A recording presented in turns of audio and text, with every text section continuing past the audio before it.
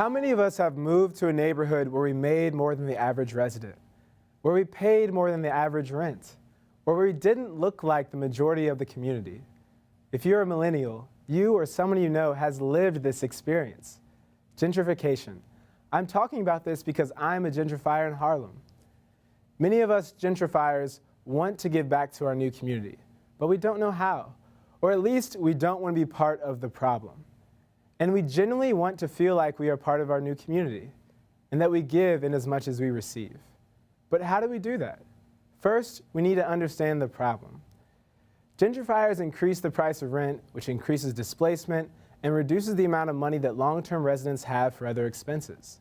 Second, as rents rise, so do the price of basic goods for everyone in the community: groceries, home appliances, clothes, and so on.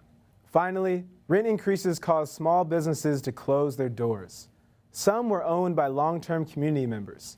Some were owned by residents who actively helped the neighborhood by intentionally hiring locally or giving back to the local schools, where their kids go, or to other community programs.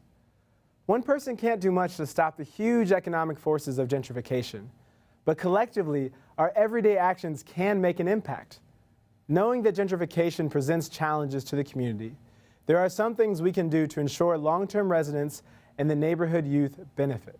First, we can redirect spending to support more mom-and-pop businesses, particularly those that are owned by long-term residents who have operated in the community for a long time, or those that hire locally or give back to the local community. Many businesses will have this information on their website. It's particularly important to find businesses that provide local jobs. In many gentrifying areas, the unemployment rate remains high.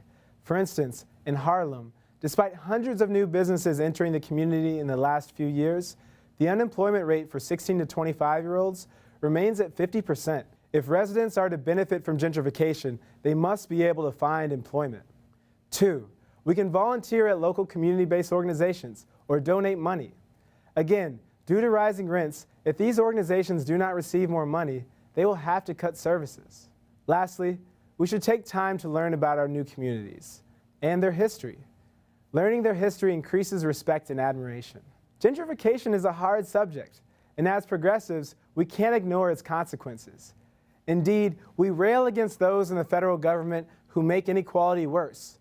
But we need to look in the mirror at home and ask, what am I doing to minimize inequality in my new community?